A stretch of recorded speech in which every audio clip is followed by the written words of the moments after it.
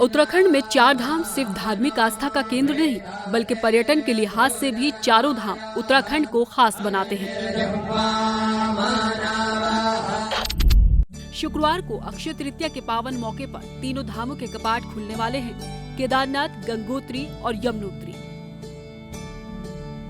इसके साथ उत्तराखंड में शुरू हो जाएगी 6 महीने की ऐसी चहल पहल, जिसके मायने इस पहाड़ी राज्य के लिए तमाम है।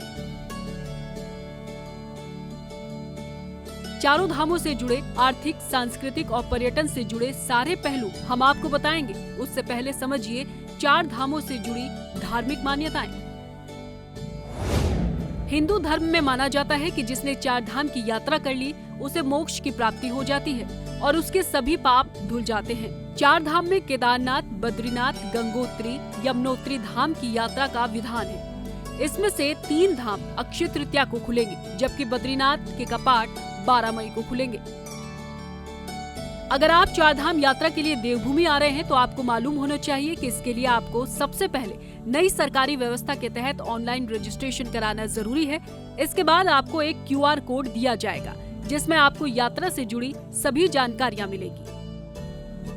रहने के लिए तो आप 4 धाम में कितने ही दिन गुजार सकते हो, लेकिन 4 धाम यात्रा की अवधि 10 दिन और 10 रात की होती है। इन 10 दिनों में आपको हरिद्वार से लेकर बद्रीनाथ और लौटने तक करीब 1500 से ज्यादा किलोमीटर की यात्रा करनी होगी।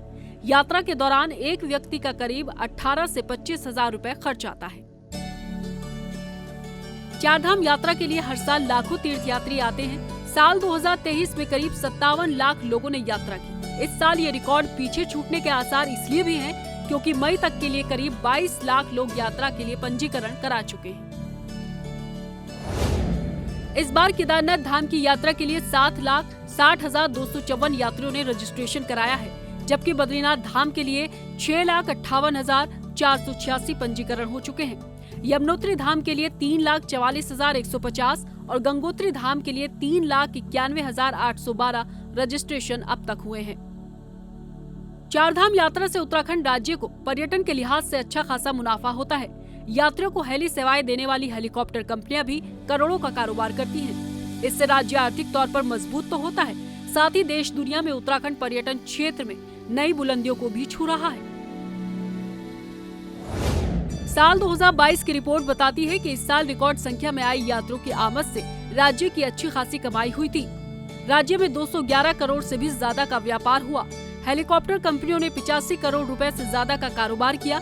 वहीं घोड़े खच्चरों के कारोबार ने 100 करोड़ रुपए से ज्यादा की कमाई की। साल 2023 में आंकड़े कुछ इसी तरह सामने आए थे। इस बार 1 महीने के रजिस्ट्रेशन में ही 4 धाम यात्रा के लिए करीब 22 लाख तीर्थयात्री उत्तराखंड आने के लिए तैयार हैं।